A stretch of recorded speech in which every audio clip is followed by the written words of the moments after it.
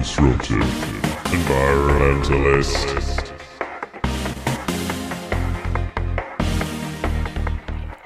Most of us want to cut down on the amount of bottled water we buy, but why is it so hard to find anywhere to fill those bottles in our cities?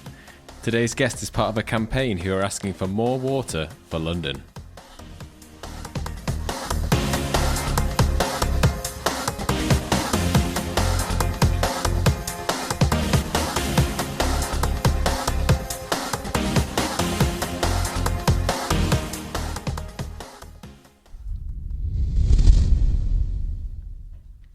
Plastic waste has been in the press a lot lately, probably due to it being more of a tangible environmental problem.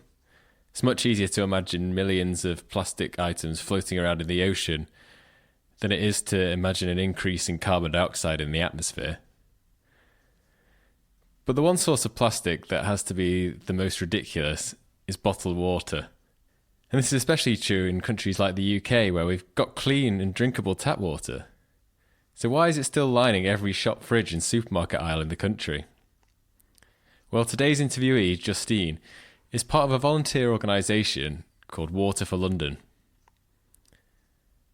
They're starting with the biggest city in the UK and trying to tackle the problem by getting more water fountains installed across the city. My conversation with Justine starts around bottled water, but as she's a sustainability blogger herself, we move on to talk about other waste issues, palm oil, and even minimalism. So this is a bit of a longer episode than usual, but I hope you'll stick with me till the end.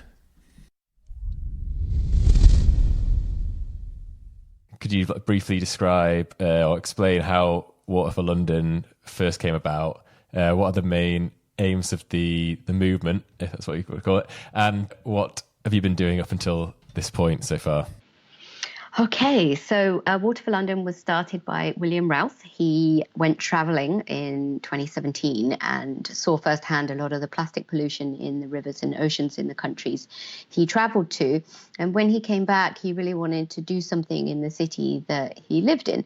And he realised that London was really short on water fountains, which is something that other European cities do have more of. And he started a Change.org petition in August 2017. I got involved with the campaign through that petition, actually, in about November.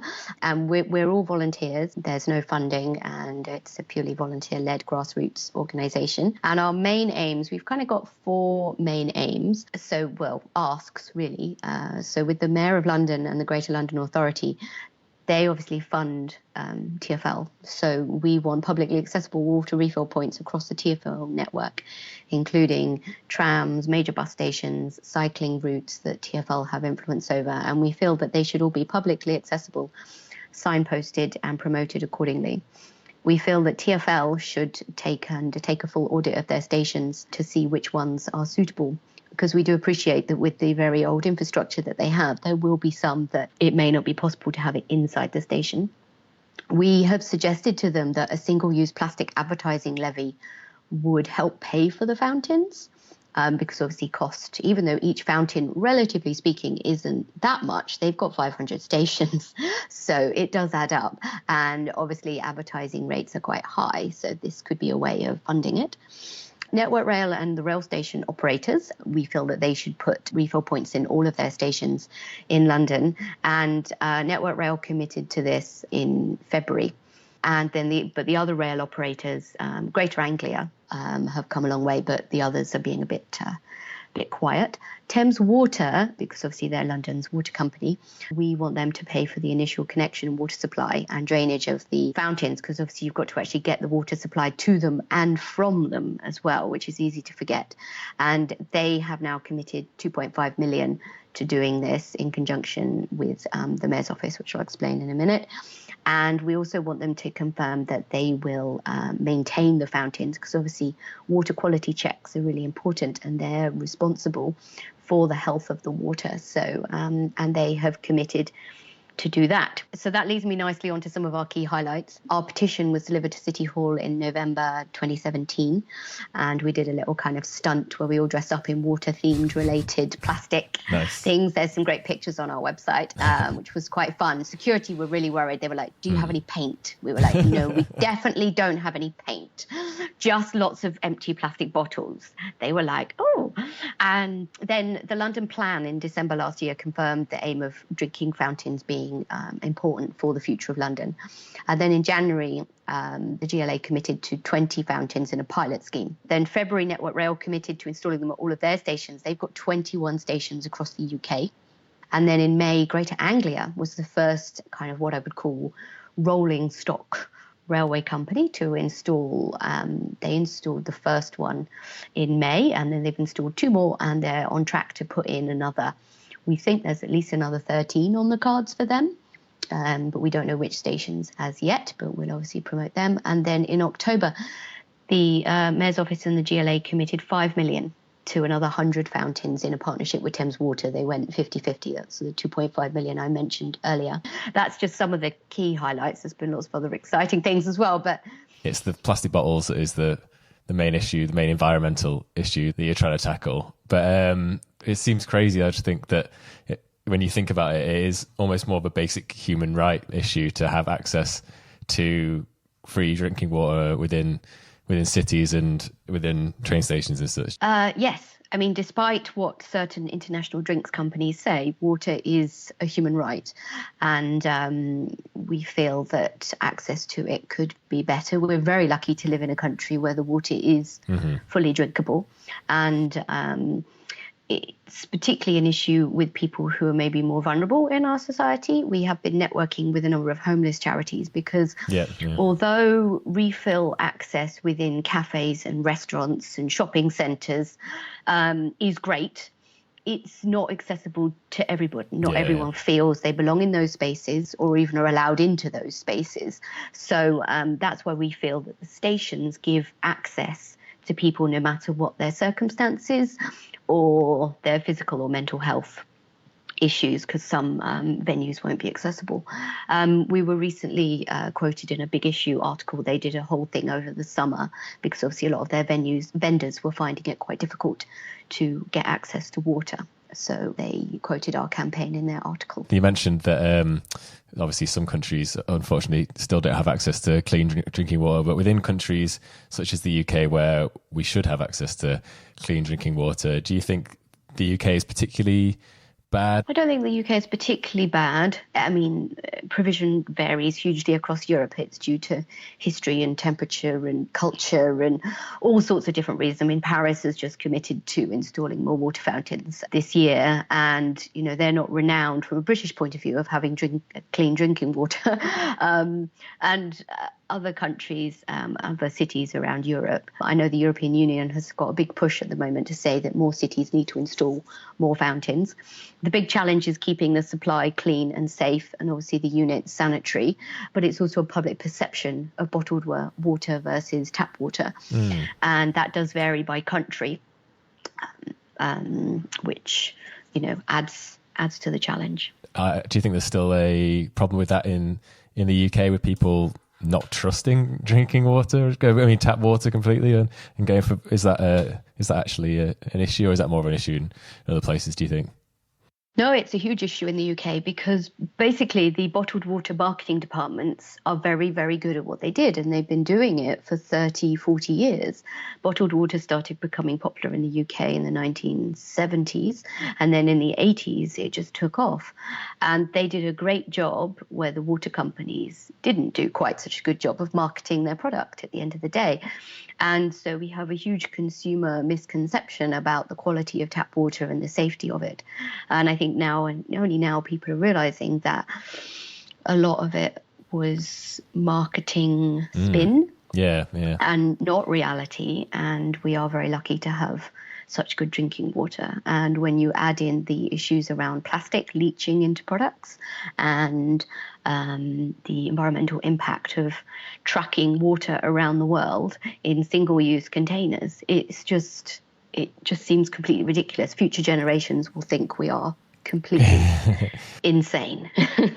It's one thing, the waste side of things, and that's quite a tangible thing that people can relate to, which is good in a way because it makes the issue easier to push. But then what a lot of people, well, people are becoming more aware of it, but it was obviously went unnoticed for a long time, is the full environmental impact. So yeah, like you said, the refrigeration costs as the manufacturing costs of producing the bottles and bottling all the water, transportation costs of getting the bottles to the shops and things like that. So it's just to produce one bottle of water is a crazy footprint, really, isn't it? And you think about it, start breaking it down. Taking that all into account, where do you think the responsibility lies mainly for how we've ended up in this situation? Do you think it's the water companies themselves, the supermarkets, the big name supermarkets and shops, or do you also think that the water companies have got some responsibility for maybe not marketing how we should be using tap water more? Where do you think the responsibility lies, or is it with all of the above? I think all of the above. I don't think you can blame one sector for this. I think the situation we're in is a combination of many, many different factors. And I don't think it's just one sector's task with making the solution. Consumers, manufacturers, the government, campaign groups, charities, we all have to work together, and water companies, of course, on this issue.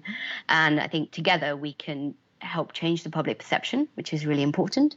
We can ensure that people feel comfortable that there are solutions that work for everybody, because different things work for different people. So having public water fountains is one thing, but also encouraging water refill when people are using different facilities, such as cafes or restaurants, or popping into Costa or Leon and getting your water bottle filled up without feeling that you have to buy something. All of that is a huge culture change, which will just take time. But the more people do it, I know that in the last 12 months, the more people I see walking around London with a reusable bottle has just gone up exponentially. Another important point is the bottle deposit scheme. It works really, really well in other countries, and I think it could work well here. Obviously, single-use bottles are not really a long-term solution, but in the medium term, whilst we're still changing culture and practicalities, we may as well recycle all the ones that we are actually using until we actually pretty much phase them out completely. So you said you're focusing mainly on stations and things like that at the moment. Are you doing any sort of advertising campaigns or anything like that to try and just get the word out or get people to change their behaviour? How do you have you got a plan for sort of more of the behavioural side of things, or is it more of a matter of put it there and they will come sort of thing? Yeah, we're very lucky in that there's lots of other organisations, CT2C being, and because they do the refill campaign, they are doing amazing work and the Sky Ocean Rescue as well. They're doing amazing work on encouraging people to take reusable bottles. There's loads of bloggers and and the BBC obviously are doing lots on plastic as well. So we don't feel that that's really part of our role. We are doing obviously social media about the fountains and telling people about them.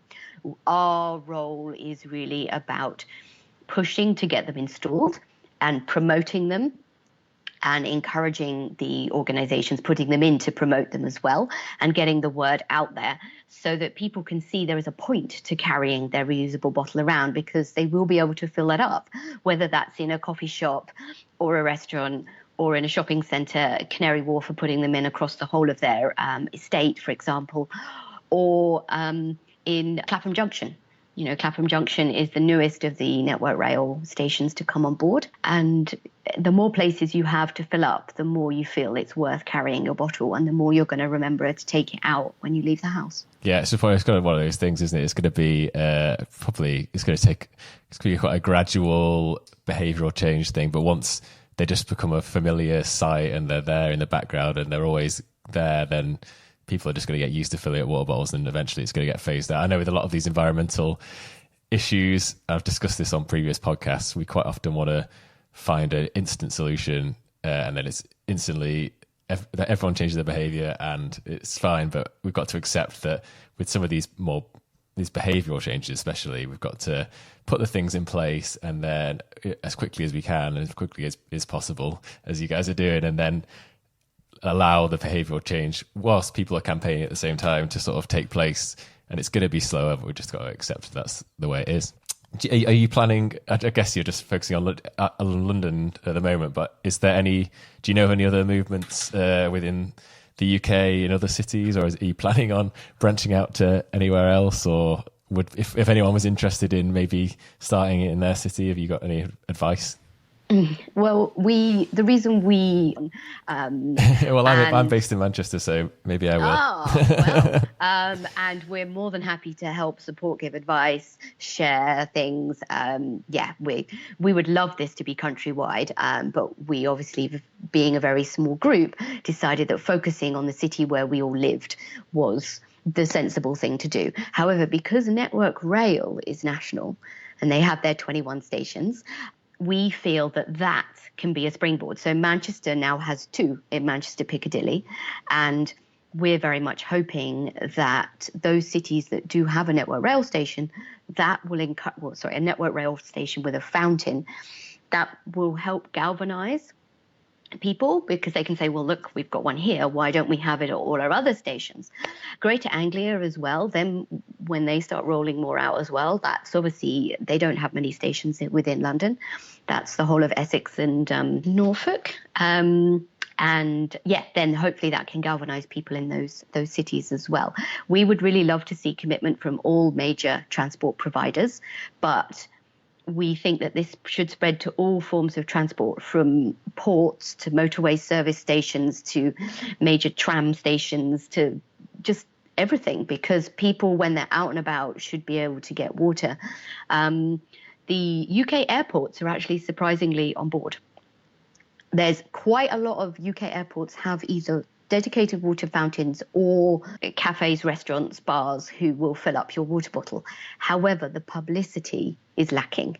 People still don't know that they can take an empty water bottle through security, and that then where they can fill it up, because some of them are at the toilets, but a lot of them are kind of hidden in a corner, and you wouldn't really know unless you're quite determined. Yeah. Which is not how it should be. Yeah. It should be easy. No. Yeah. It should be easy. And when you come out at at arrivals as well, there should be a water bottle there as well for because you've finished all your water on the plane and you now want to fill up for your journey home. Yeah. They should just be there, which is something we're hoping will change. But the more people that know about them, the more people that use them and share it on their own social media, then the better it will be. One thing that we really would love people, and people all over the country can help out with this one, is our Where's My Water Fountain campaign. Okay. So on social media, we're asking people to take a thirsty selfie. So just a picture of themselves with their water bottle, or just their water bottle if they're feeling shy, at their local transport station. That could be train, bus, tram, whatever. And ask their transport provider, whoever is providing that transport, tag them in the post and ask, where's my water fountain? And then the providers can really see that customers actually want this, because as with a lot of things, if people don't say they want it, then it doesn't become a priority. And because plastic at the moment is such a huge issue, and everyone is desperate to look like they're doing something about plastic, it's a really great time to push the transport companies to do this, because they really want good publicity, because they get so much bad publicity of problems and issues and challenges and late running stuff and overrunning engineering works.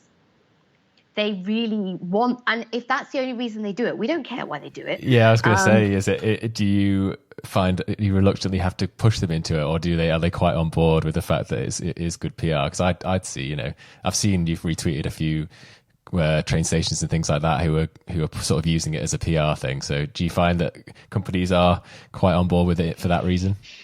That's the way their sustainability teams are able to sell it to the business, yes. In terms of Greater Anglia, they had to sell it to their business because they're funding it. Well, they've been funding the first ones anyway. They're going to get sponsorship for the next ones, which is another great way of doing it. But to pay for it, you've got to have a business case, because at the end of the day, they're a business. So, and the publicity is a great business case. Just got me thinking about getting this going in Manchester. And yeah, I think the transport idea is a really good place to start, because it gives you a point of contact that you can go to straight away. But not only that, so with Manchester, you've got the tram, for example. And these are places where you're going to get build-ups of people at various times of day, quite large amounts of people, where they're going to see the fountains. It's going to be, and it's rather than just going to the council and saying we need more water fountains in Manchester, and they provide a couple here and there, and no one really sees them, and they're great, and we do need more. But the idea of having them at these hubs just means they're visually there. It's someone to promote it from a PR point of view. So yeah, I think it's a really good idea. And someone's responsible for it as well, because the council have got enough going on. Whereas the transport companies, it's on private land. So usually, I don't know how it works with the trams in Manchester, but any station is a private space. It's also covered by CCTV and usually security. So you've got that kind of safety angle rather than it just being out in the street on its own, which can obviously be a challenge. The modern way of providing a water fountain is obviously much safe. It has kind of safety, security and hygiene built in. So it's much better than the kind of more old-fashioned ones. And obviously there's no lead in the pipe. Is it one particular company that you go to provide these? Well, there are a number of different providers out there. The majority of the ones, so the Network Rail ones and the Greater Anglia ones so far have been installed by a company called MIW, who have been very supportive and helpful and accommodating, but obviously they would be because it's their product. But it's actually, you can't just install any old water fountain anywhere. The water companies actually have, the fountain itself has to meet certain standards and be certified to meet certain standards. So you can't start modifying a water fountain and just stick it in a public place. Yeah. You actually have to have the water company involved. The fountain itself, like the mechanics of it, have to be certified. And the water company has to sign off that it is safe. Yeah, because I can imagine if anyone got any illness or anything like that, you've got a bit of a disaster on your hands there, haven't you? Well, the water company is responsible. So Thames Water. So your Manchester? Yeah, so United Utilities. Yeah, they're the Manchester one. So they would need to be on board with the whole thing, and they would need to approve every fountain. And if any of your listeners live in other, this is possible anywhere really for any transport station, but obviously with the major cities you've got more influence and critical mass. So if any of your listeners are in major cities and want to get in touch with us, then they're more than welcome to do so. In terms of in London, if there's anyone listening in London, is there any way they can get involved with you guys down there or directly? Yeah. They can if they want to help out with the campaign, and it doesn't have to be anything major like social media help or anything that you've mentioned this. You've mentioned the selfies already. Actually, the Where's My Water Fountain hashtag. We'd love all of your listeners who use public transport to, or even if they're at a motorway service station, they can be Where's My Water Fountain. But if people want to kind of more formally get involved in the campaign, then drop us a line. Tell us how much time you've got, what your interests are, what your experience is. And yeah, we'd love to have you help. Just sort of broadening the discussion onto the sort of idea of packaging and plastics and waste and that side of things. Something I noticed on your blog on Twitter is this idea, and I have kind of come across them before, but these bulk markets and as a solution. Because I'm constantly thinking of, and it really frustrates me going into supermarkets whenever I buy a thing that's in unnecessary plastic. And if you come across any other solutions to sort of help us get away from other types of packaging as well as water bottles.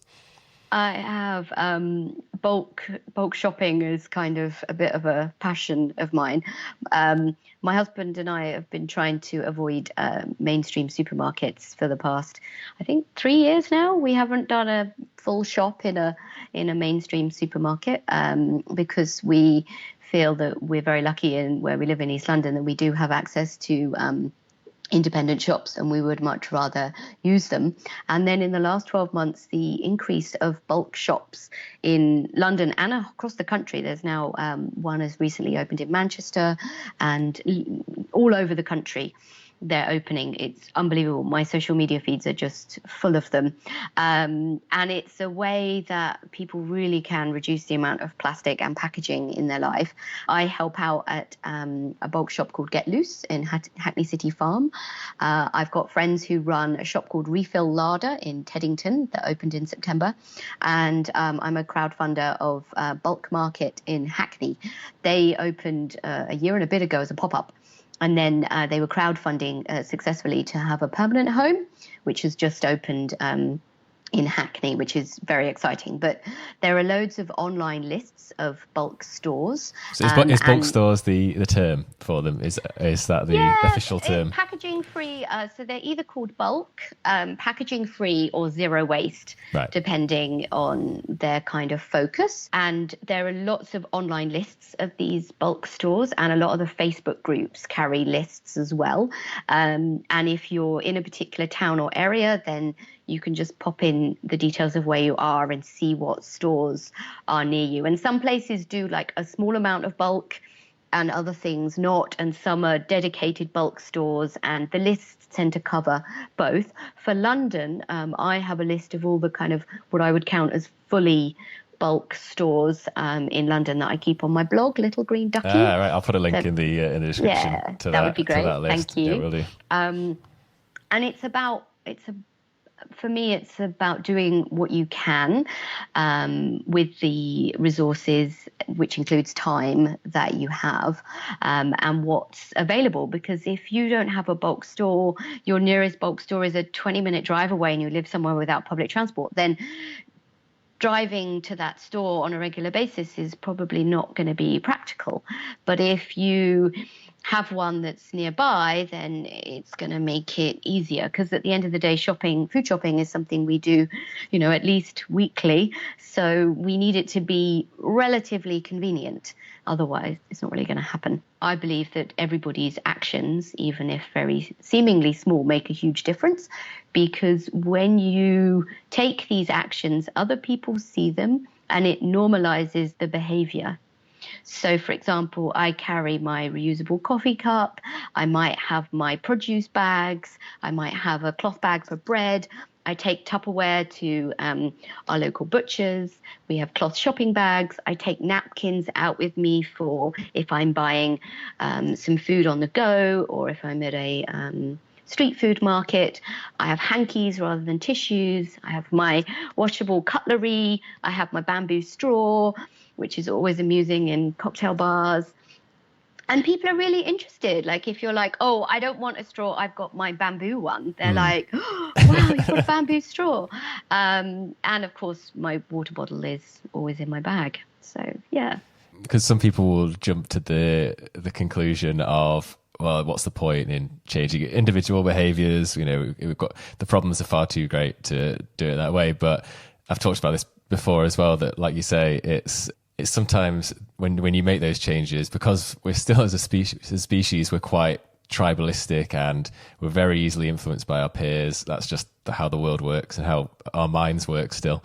One person making those behavioural changes, especially when they do quite a few and it becomes noticeable to others in peer groups and stuff like that, then that does influence people, and then they change, and then they influence their family, and then it's another one of these gradual behavioural things that is, again, not going to be an overnight environmental solution, but it's all getting us going in the right direction to where we want to be in terms of living in a cleaner planet. But the supermarket thing just, it does really infuriate me, and I need to strive to be better and like you in terms of not slipping back into the ease of going to the big brand supermarkets, because they just seem to be getting worse, if not better. Not better. I remember when I was younger, back in the day, when fruit and veg at least would be loose, and you could go and pick up your potatoes or whatever. But now you can't even go in with that and pick up a loose potato. You've got to buy a bag of about 1,000 or something, it seems.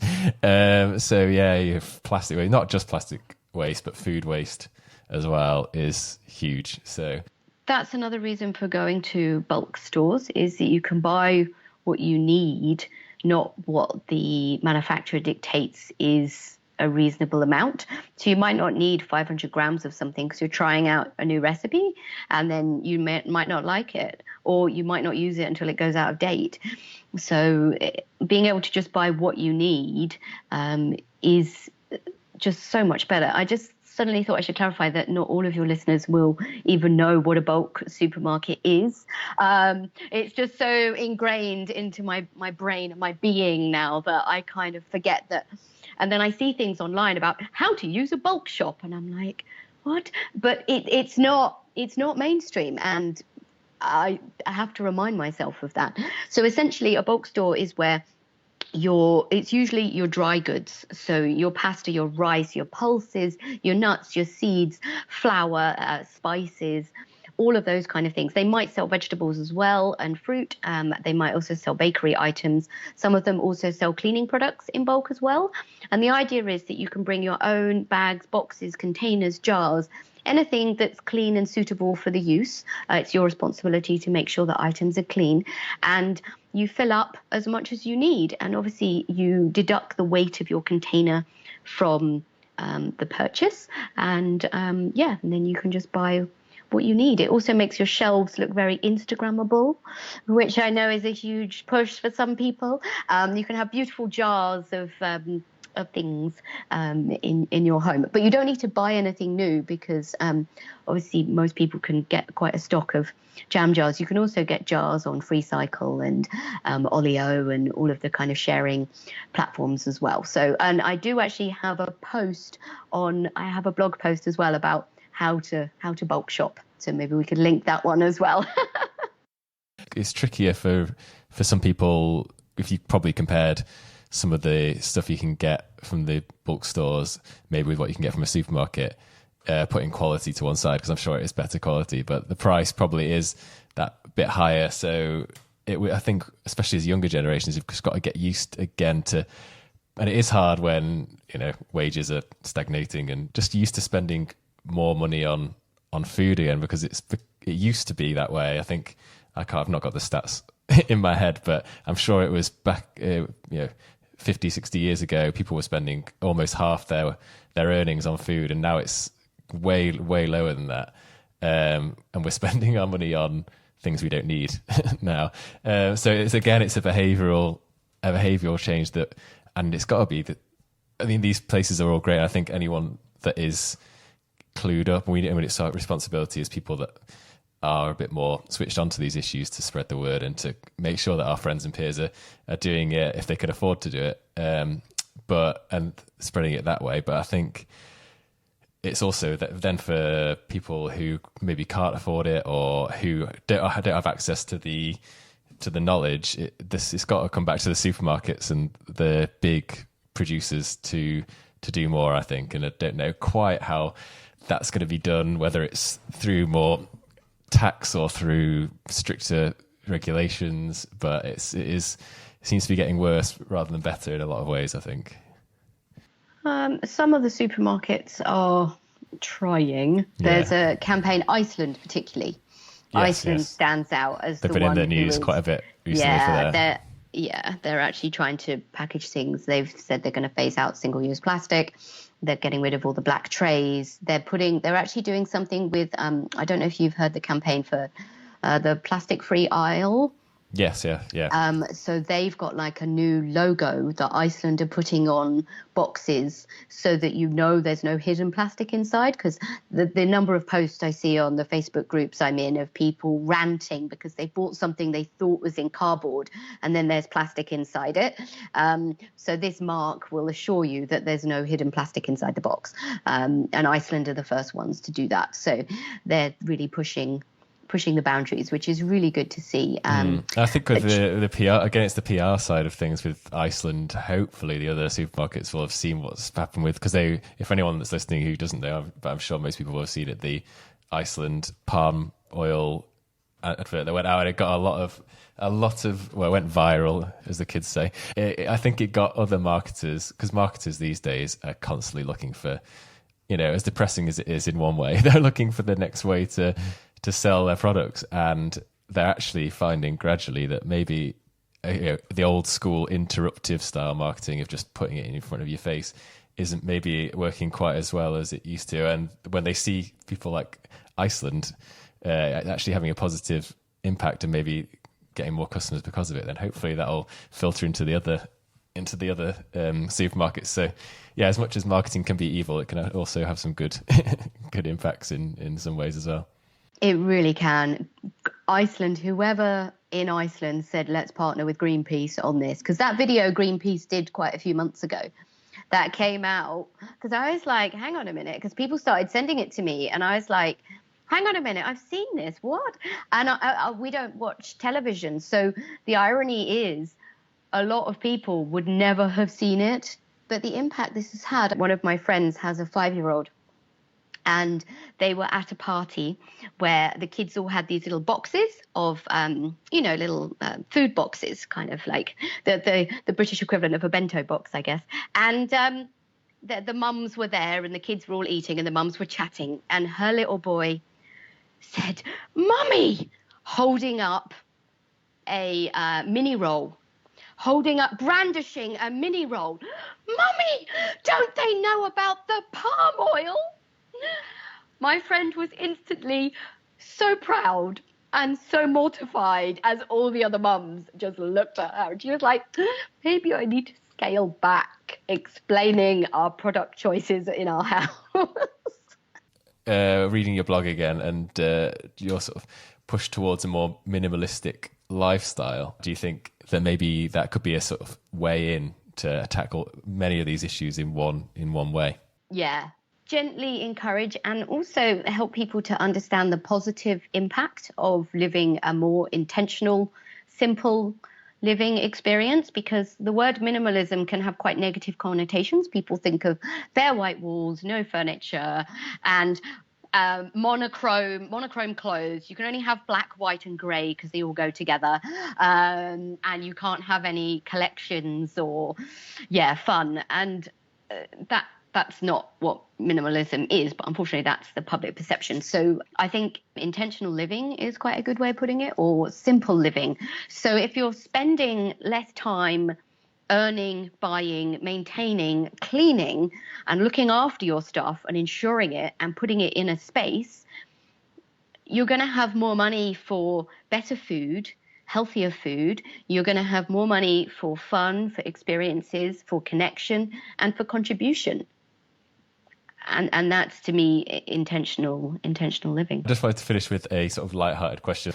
If you could have a billboard up in every town and city in the country for a day, what would you put on it? What would be your, apart from it can't be a Water for London campaign advert. I thought so. Hashtag where's my water fountain. Yeah. I'll tell you what my first choice would be, and then I'll say what the runners up were and why. So this is a me quote, and it's: everything you buy is a vote for the world you want to see. Vote thoughtfully and carefully.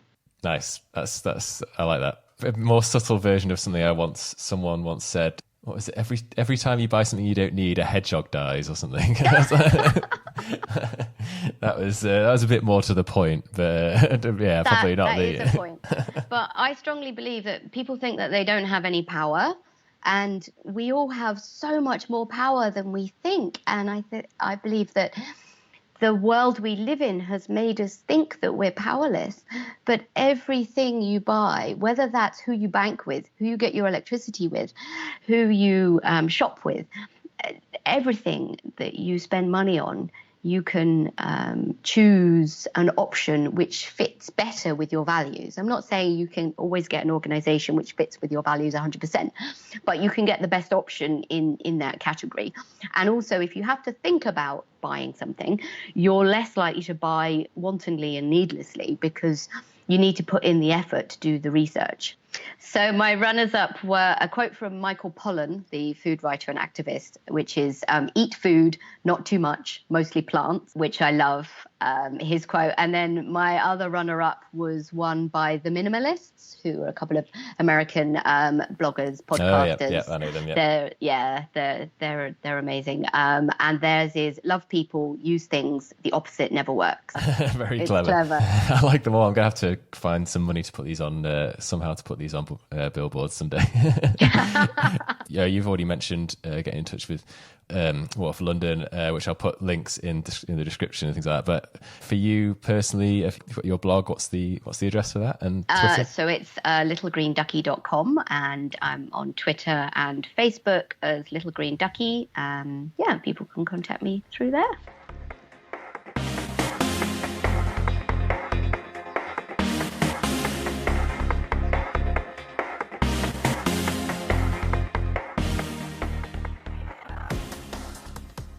Plenty covered in that episode then. Perhaps straying away from the disruptive environmentalism theme in the second half a bit, but it's all part of the puzzle as we try and move towards a healthier planet for us all. I'd love to know your thoughts on the show so far, so tweet any comments you've got, good or bad, to @environment_Rob. Or if you could just recommend the show to one friend if you liked it, or maybe to an enemy if you didn't, then that's always appreciated too. I'd also like to use this opportunity to say if anyone comes across any products or innovations or interesting people that they'd love to hear on the show, then I'm always open to new ideas. So send me a message either on Twitter or to disruptiveenvironmentalist@gmail.com. Cue the theme tune.